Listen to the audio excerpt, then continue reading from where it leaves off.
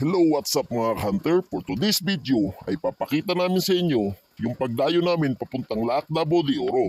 Medyo umaga nga kami umalis mga ka-hunter dahil gusto namin maaga din ang dating namin doon. So starting point tayo mga ka-hunter from Davao City. Medyo malayo-layo nga ang biyahe natin ngayon mga ka-hunter. At around 7:30 AM nakarating na kami ng Tagum City. At dito, inantay natin yung ating ka-hunter na magmumula dito dahil siya yung magsilbing guide natin papuntang Laak, Davao de Oro. At sa puntong ito mga ka-hunter ay medyo naramdaman namin na medyo nagugutom na kami kasi nagkape lang kami galing dun sa bahay. Kaya naghanap kami ng makakainan. At ito nga, may nakita kaming makakainan dito sa Tagum na sinasabi nilang masarap daw ang luto dito. Kaya ito, sinubukan naming dito kumain para matikman yung pinagmamalaki nilang pagkain. At sa punto na ito mga ka-hunter ay pumasok na kami sa loob upang magbigay ng aming order. Ang in-order nga pala namin dito mga ka-hunter ay sabaw ng kalabaw na kung saan ay napakasarap naman talaga.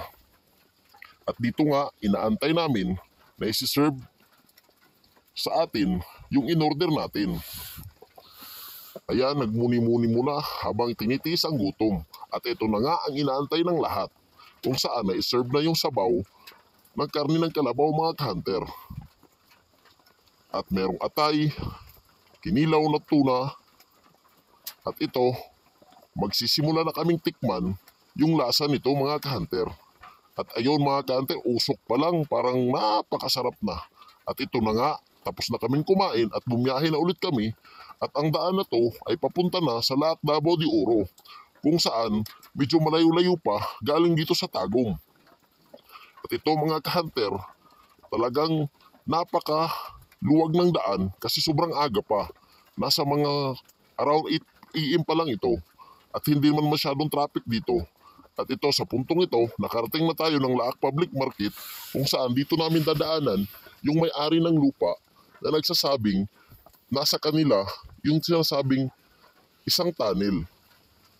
Kaya inantay natin sa pagkakataon na to para sila yung magsilbing guide natin papunta sa area nila.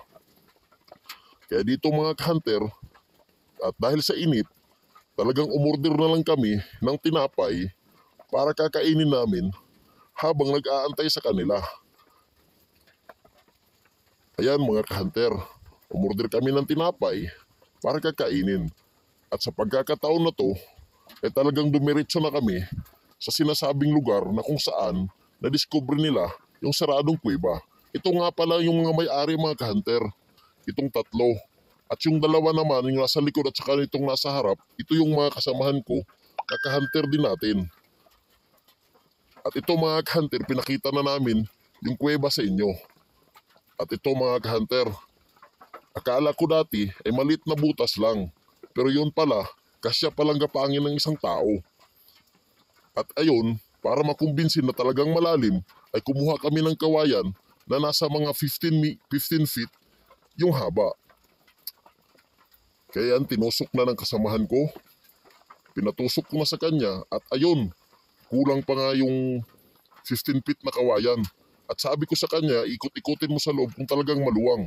Hanggang sa hinawakan ko na yung kawayan at ayun, na-prove ko na talagang mayroong space na medyo maluwang sa loob. Kaya ito mga ka-hunter, medyo natuwa ako sa ano ng butas na to kasi halatang man-made talaga ito. Ngayon, ang ginawa namin, nag-usap-usap kami kung mayroon ba talagang karagdagang marka sa lugar. Kasi kung may karagdagang marka na magpapatunay na gawa nga ng Japanese Imperial Army ang butas na to, ay positive ito sa kayamanan mga ka-hunter. Kaya ito, tinanong ko sila kung may karagdagang marka ba. At ang sabi nila meron daw. Ngunit pinakita ko din dito mga ka-hunter kung gaano kahaba yung kawayan na pinantusok ko. Kaya ayan mga ka-hunter, oh, nakita nyo naman, sobrang haba, di ba? Kaya talagang malalim. At dito nga, sa punto na to, pinuntahan na namin yung sign na sinasabi ng ating mga ka-hunter. At dito, na-prove ko at napatunayan din namin na talagang may countersign. At ang kagandahan pa sa sign na ito mga ka-hunter, ito ay nagpapatunay na mayroong horizontal tunnel. At yun nga mga ka-hunter, yung tinusok natin kanina ay isang horizontal tunnel yun. hindi siya pa-vertical. At ito mga hunter, isa pang nakagandahan dito ay yung butas na countersign na to ay triangle mark na kung saan pag mayroon tayong nakikitang triangle mark ay nagsasabing mayroong kayamanan sa lugar. So positive mga ka-hunter na yung kayamanan na hinahanap natin ay baka nasa loob ng tunnel na iyon. Kaya yun nagbibigay ulit ng encouragement sa mga kasamahan natin at sa may-ari ng lupa na hukayin iyon mga ka-hunter. Ayan, pinakita ko pa mga ka-hunter, yung lalim nga pala ng butas na to ay nasa around 1 meter. Kaya pakiramdam ko, medyo malayo-layo yung lalabasan ng tunnel na yun mga ka-hunter. Isang malaking operasyon rin. At sabi ni tatay, kakain daw muna kami ng kanyang inihanda, nag-ihaw siya ng isda at saging. At nagluto ng saging. Kaya yan mga ka-hunter, kung gusto nyong subukan ang buhay sa bundok, ganito lang ang gagawin ninyo mga ka-hunter. Talagang matitikman nyo. Kaya subscribe na kayo mga ka-hunter for more adventure at more treasure hunting. Maraming salamat. God bless sa inyo mga ka-hunter. Naway sa susunod magkikita tayo. God bless.